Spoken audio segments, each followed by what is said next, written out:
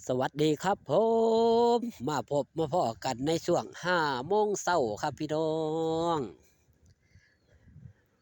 ทางช่องไทยซีเกตชาแนลกับบรรยากาศครับสังเกตเบิ่งใบกล้วยครับลม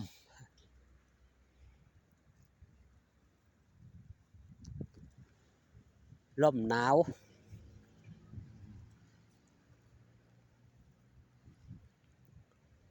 ท้องฟ้าสดสื่นสดใสมื้อนี้บ่มีเมฆจ้าหน่อย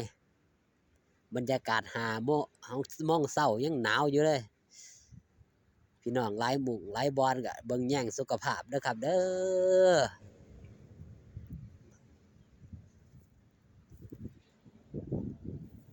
มื้อนี้เป็นมื้อพักมื้อเช้าเนาะถ้าไปเว้าถึงเรื่องหมอเลาะหมอลำอย่างสาวน้อยเพชรบ้านแพงธรรมดาก็สิมีงานอยู่ทางกำพูนนครสวรรค์ประกาศยกเลิกไปโดยปริยายก็เลยได้หยุดพักหยุดเศร้าหม่องทำการแสดงของมือใหม่นั่นก็คือมืออื่นว่าอยู่ทางกำอำเภอวิเชียรบุรีจังหวัดเพชรบูรณ์ส่วนสาวหน่อยลำเพิ่นโชว์ครับมือคืนได้มาพักมาเศร้าอยู่วัดโพชัยตำบลบ้านเดืออำเภอเมืองจังหวัดอุดรธานีมือแรงครับบ่ไกลเดี๋ยวผมสิสี่ให้เบิ้งครับประมาณทั้งนี้ครับนี่วัดบ้านเดือขี่รถอืมกับประมาณบ่ถึง3 กิโลครับจากหม่องจากป้ากล้วยนี่ครับขี่เข้าไปบ่ถึง3 กิโลฮอด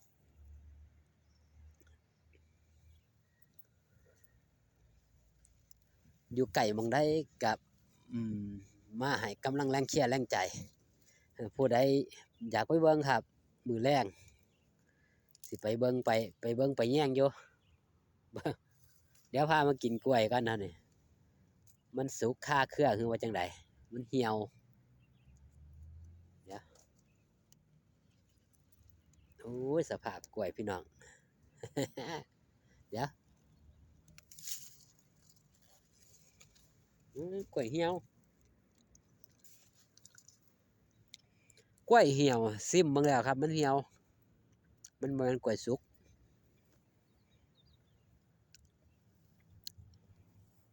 มันเป็นกล้วยกระแดง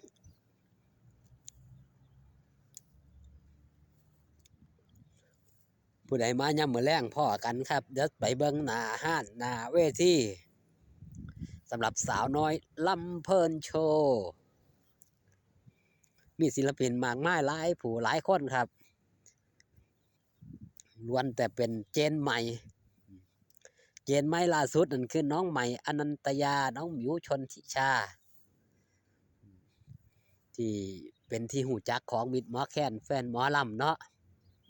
สองเซียวเงียวเซบอนฉายาครับฉายาที่บรรดาแฟนคลับเอฟซีให้ฉายาเอาไว้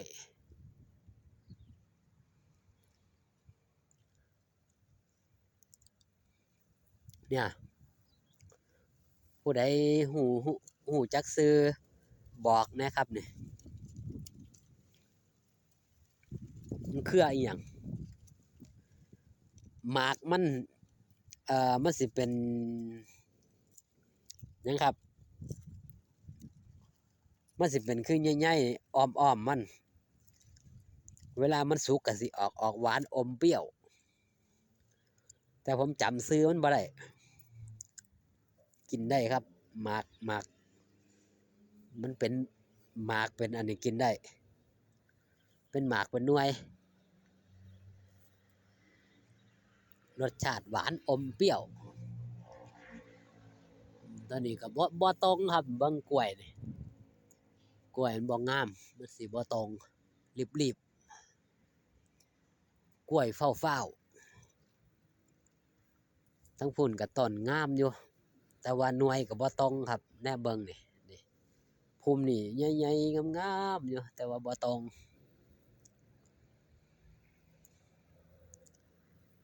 พาพี่น้องมาเบิ่งบรรยากาศ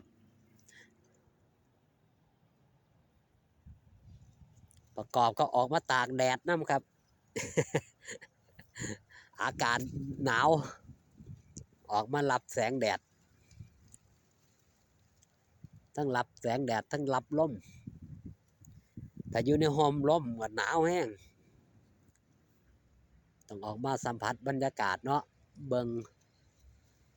งบรรยากาศอู้ทั้งกอไผ่ครับนกนางแอ่นบินเต็มอยู่หุ่น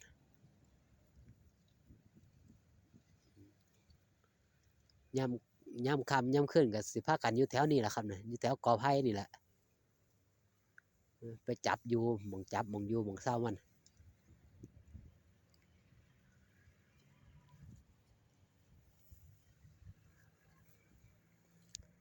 มากับเจ้านี่ครับนี่ต้องผ้ามาเนี่ยครับนี่เจ้าเฉาก้วยกับข้าวโพดนี่ถ้าบ่ผ้ามาก็นอนโตสั้นอยู่พี่น้องหนาวหลายนอนสั่งปันเจ้าเขา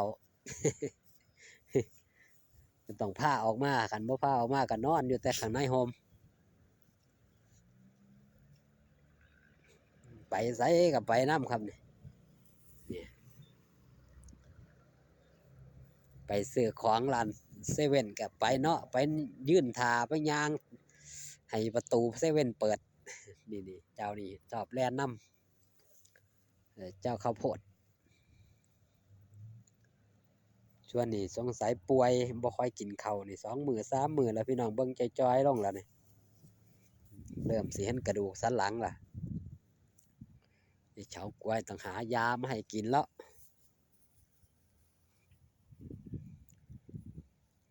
มือแรงครับอย่าลืมอย่าพลาดเด้อครับเด้อสาวน้อย